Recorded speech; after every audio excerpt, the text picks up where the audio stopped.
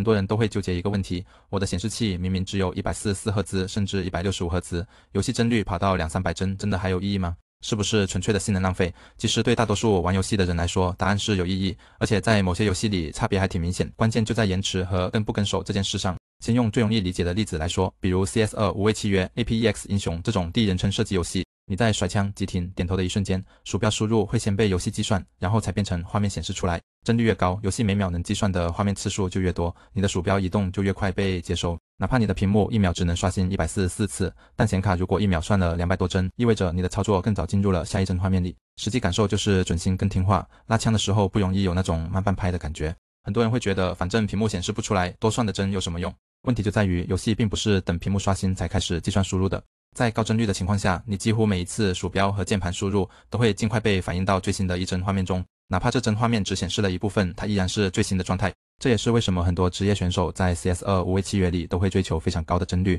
而不是剛好卡在顯示器刷新率上。再說一個大家更熟的設置，垂直同步。假如你在地球生或者 APEX 英雄裡開啟了垂直同步，畫面確實會變得乾淨，沒有撕裂，但你會明顯感覺到操作變肉了。這是因為顯卡必須等顯示器刷新完成才能把下一帧送上去，輸入、計算、顯示三者被強行鎖在一起，延遲自然就上去了。對槍的時候，你明明已經點了鼠標，但畫面要等一會兒才反應，這種感覺在對抗激烈的時候非常致命。反過來，如果你關閉垂直同步，哪怕出現輕微撕裂，畫面是立刻上屏的。你在無畏契約裡急停、開槍，或者在守望先鋒中瞬間轉身，反饋會更直接。很多玩家寧願忍受一點點撕裂，也不願意要更高的延遲，說的就是這個道理。幀率超過刷新率，在這種情況下就顯得很重要，因為它能進一步壓低操作到畫面之間的時間。不僅是射擊遊戲，像英雄聯盟、DOTA 2這種 MOBA 遊戲，其實也能感受到高幀率帶來的好處。雖然他們對反應速度的要求沒那麼極端，但在頻繁走位、補刀、技能連招的時候，高幀率依然會讓操作顯得更順滑、更及時。尤其是在高強度團戰中，畫面和操作的同步感會更好。